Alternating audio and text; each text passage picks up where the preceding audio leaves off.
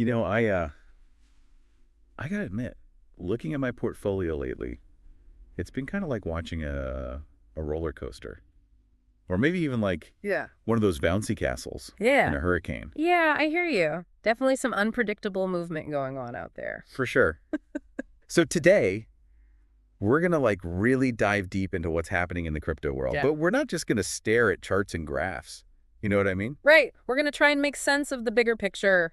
Go beyond the immediate ups and downs. Figure out what the real story is. Exactly. Like what's actually driving the market. Because some of the stuff we've been reading is pretty wild. Like some folks are saying that now, right now, could be the best time to buy since that whole FTX crash. Remember that? Yeah, that's a pretty bold statement. But when you look at the indicators, a lot of them are pointing in that direction, particularly when you consider Ethereum and a bunch of the Yep. altcoins. And those prices are crazy low. Yeah, a lot of folks are calling them oversold, which basically means they've dropped further than they probably should have based on the fundamentals. So it's not like the whole system is falling apart. This isn't another FTX or even like the beginning of COVID. Right. It's not a systemic crisis. Like back then with FTX, you had a major exchange just imploding, people losing their money. It was a total mess. And COVID, well, that was a global event that affected everything. It was, yeah. Totally Yeah. different. So are they saying this dip is more like a psychological thing? Kinda, yeah. Like some people are saying it's an overreaction to a bunch of different factors. Which is understandable. I mean, it's hard not to get spooked when you see prices dropping. Yeah. But then again, I remember thinking the same thing after FTX and during COVID. Like, Yeah. who wants to buy when everything's going down? Yeah, it definitely feels counterintuitive, but those were actually great times to buy if you had the guts to do it. And I'll be honest, it's not a comfortable feeling. Like, it's kind of like, well, let's just say it's not the most pleasant experience. Yeah, but sometimes the best opportunities come when everyone else is panicking. And the thing is, they're not even talking about just those risky little meme coins. This is about some of the big players, too. Right, the established coins, the ones with real track records and big communities. So basically, they're saying that even the giants are on sale right now. Exactly. And that could mean some serious potential for long-term growth. All right, so if this isn't another FTX or COVID, what is causing this dip? Well, it seems like a few things are happening all at once, kind of a perfect storm. Okay, like what? Well, first, you got the stock market taking a hit, which always makes people nervous.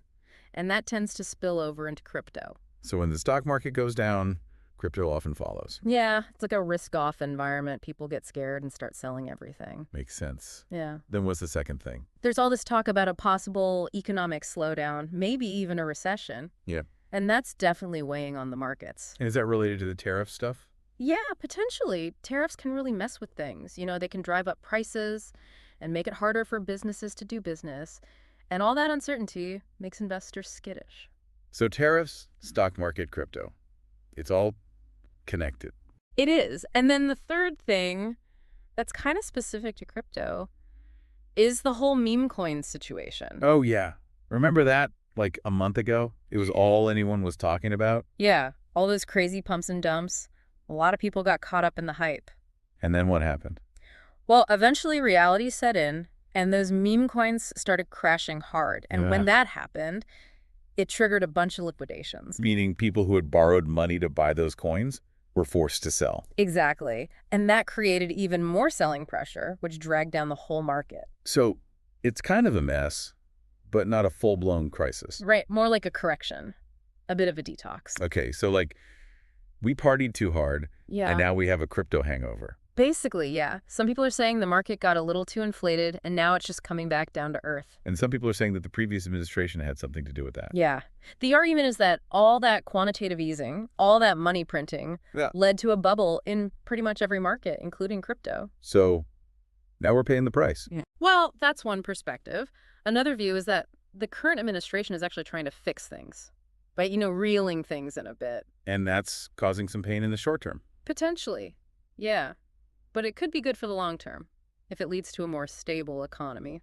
All right, so we got a stock market dip, a potential recession, meme coin chaos, and maybe some political stuff thrown in for good measure. It's a lot to process. But in the middle of all this, there's one coin that everyone's watching, Ethereum. Ethereum? Yeah. What's so special about it? Well, it's not just a coin. It's like the foundation for a whole ecosystem of other cryptos and applications. So what happens to Ethereum affects everything else. Exactly. And right now, A lot of people believe that once Ethereum breaks its all-time high, it could trigger another alt season, Another alt season. meaning Wow. a period where altcoins just explode in price way more than Bitcoin. Well, like we said before, altcoins are ridiculously cheap right now. Some of them are at their lowest prices in years. Wow, so they really are on sale. Yeah.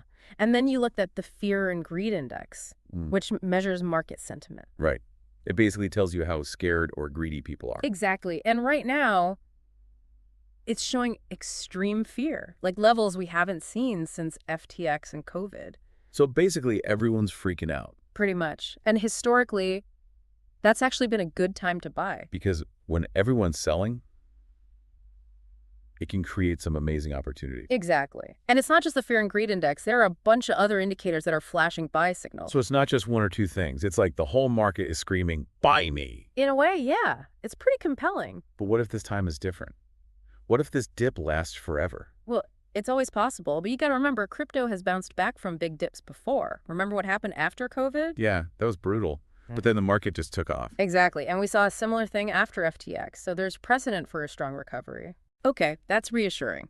And I know some people are even putting out price predictions for Ethereum, Yeah, I saw that too. Pretty ambitious targets. which suggests they're really bullish. Definitely. They see a lot of potential upside. Okay.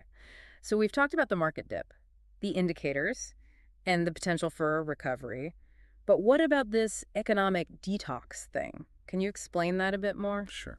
So the idea is that we've had it too good for too long. Interest rates have been super low and governments have been printing money like crazy. And that's led to a lot of speculation and artificial growth. So now we're going through a bit of withdrawal. Yeah, exactly. We're detoxing from all that easy money. And that's painful in the short term. It can be, but it's probably necessary to get back to a healthier economy. And some people believe that the Fed might actually help things along by cutting interest rates again. Yeah, there's a lot of talk about that. And if they do cut rates, it could definitely give the market a boost. Because lower rates mean it's cheaper to borrow money, which could lead to more investment. Exactly. Yeah. And then there's the whole money printer thing. Oh, yeah. You mean like more quantitative easing? Yeah. Yeah. Basically printing more money Yeah. and pumping it into the economy. And some people think that could happen again soon. And if it does, it could be good for crypto. Potentially. Yeah. Yeah. All that extra liquidity has to go somewhere. And crypto could be a prime destination. Interesting. And here's another interesting thing. While a lot of retail investors are selling right now, there are signs that big institutions are actually buying. Yeah. That's a really important point. It suggests that the smart money is still bullish on crypto. So they're not scared off by the dip. They see it as an opportunity. Exactly. And they have a lot more resources than the average investor, so their actions carry a lot of weight. And don't forget about all the exciting developments happening in the crypto space, like with AI and RWA and gaming. Right. Those are all areas with huge potential, and we've talked about them before on this show. Exactly. So even though the market is down, there's still a lot to be excited about. Absolutely. The fundamentals are still strong, and the long-term outlook is still very positive. Okay, but let's be real. Crypto is volatile, like really volatile. So how can anyone stomach the ups and downs? Well, you gotta have a strong stomach and a long-term perspective.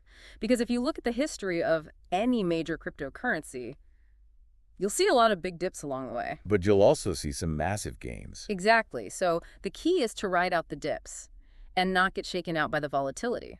Which is easier said than done.